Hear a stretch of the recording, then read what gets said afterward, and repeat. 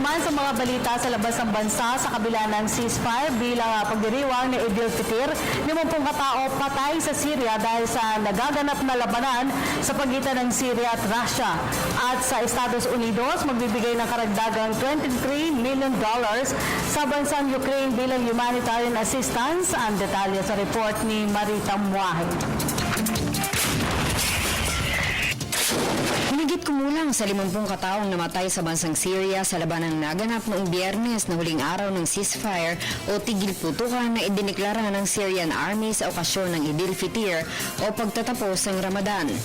Naganap ang labanan sa dalawang magkaibang bahagi ng Syria, sa Aleppo at sa probinsya ng Idlib na malapit sa border ng Turkey. Sa Syrian Observatory for Human Rights, 23 kataong namatay sa hinang airstrike. Kabilang dito ang 2 bata sa Darkush village sa Idlib. Hindi naman malinaw kung kaninong warplane sa pagitan ng Syria o Russia ang nagsagawa ng pag-atake. Ang nabanggit na lugar ay kontrolado ng koalisyon ng iba't ibang rebel group kabilang na ang Nusra Front na kaalyado ng Al-Qaeda. Sa labas ng Aleppo, iniulat ng observatory na nasa 25 katao ang namatay, kabilang ang ilang mga bata. Gumamit ng mortar shells ang mga rebelde para labanan ang mga government troops. Samantala, magbibigay ang United States ng karagdagang $23 milyon sa bansang Ukraine bilang humanitarian assistance sa pagharap nito sa krisis na nangyayari sa silangang bahagi ng bansa.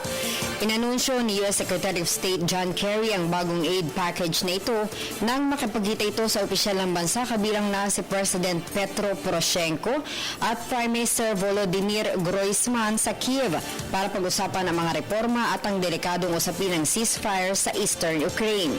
Sa kabuuan, umabot na sa $135 milyong ang naipaabot na tulong ng Estados Unidos sa bansang Ukraine simula nang magkaroon ng krisis noong taong 2014. Ang pundong ito ay mapupunta sa United Nations Refugee Agency o UNHCR at iba pang international humanitarian organizations sa pagbibigay ng basic survival needs ng libu-libong mga mamamayan na apektado ng nagaganap na labanan sa pagitan ng Ukrainian government troops at ng Russian-backed separatists sa Donetsk at Luhansk region ng Eastern Ukraine. Ayon sa datos ng UN, may mahigit sa 3.1 milyong katao ang apektado, kabilang na ang maraming mga bata, mga may kapansanan at matatanda.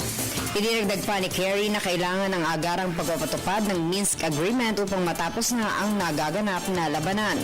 Samantala, tulad ng Ukraine, nababahala na rin ang bansang Georgia sa mga aktibidad ng Russia sa kanilang teritoryo. Para sa Telebisyon ng Bayan, ako si Marita Muahe.